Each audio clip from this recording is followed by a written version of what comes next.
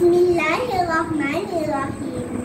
Segala apresiasi buat peneraja acara barisan intelektual kehakiman tubuh saksara yang para hadirin yang dekat di mata dan dekat di hati. Assalamualaikum warahmatullahi wabarakatuh. Nama saya Medina Isyirah binti Muhammad Ismu Azam daripada Pasti Hidayah Betul. Pada hari ini saya akan menyampaikan sebuah pidato yang bertajuk pentingnya cari ilmu.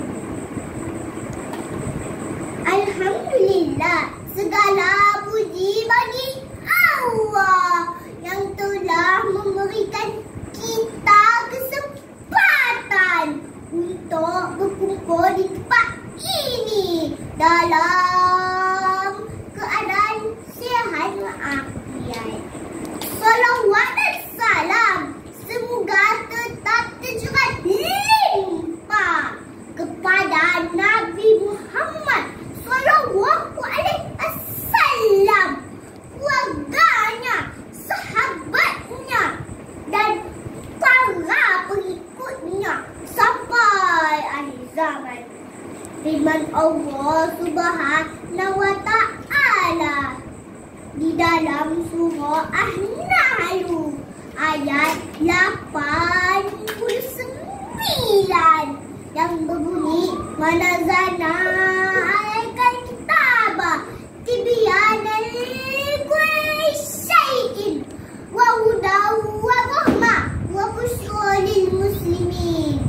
Artinya, dan kami turunkan kepadamu Alkitab Al-Quran itu untuk menjadi petunjuk dan rahmat serta kabar gembira bagi orang-orang yang berserah. Hadirin berbahagia, mencari ilmu adalah kewajipan kita sebagai umat manusia. Dengan ilmu kita menjadi lebih pintar.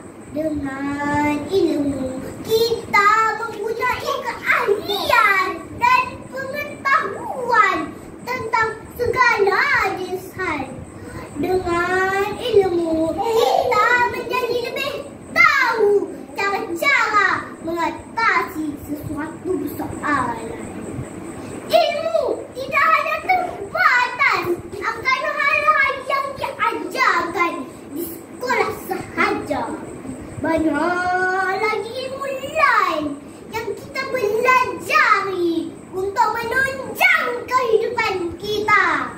Misalnya ilmu masak, ilmu bercocok tanam dan sebagainya. Ilmu juga boleh kita dapatkan dari media yang lain. Contohnya Al-Quran, buku, majalah dan internet. Luangkanlah waktu kita untuk membaca buku, menekani pelajaran, terutamanya pada waktu lapang atau ketika waktu istirahat. Hal itu lebih baik bagi kita daripada membuang masa seperti leka dengan media sosial yang bersifat tidak penting di peranti telefon pintar kita. Selain dari membaca buku, ilmu juga boleh kita dapatkan melalui perbincangan bersama ahli keluarga, rakan sekerja atau sesiapa sahaja. Dari sesi perbincangan tersebut, kita dapat mengambil sesuatu pelajaran yang luar biasa berdasarkan pengalaman atau daripada kisah silam mereka. Hadirin saya hormati. Manfaatkanlah waktu kita dengan sebaik-baiknya. Jangan sia-siakan waktumu. Ilmu itu luas. Galilah sedalam-dalamnya. Sekian, terima kasih. Wassalamualaikum warahmatullahi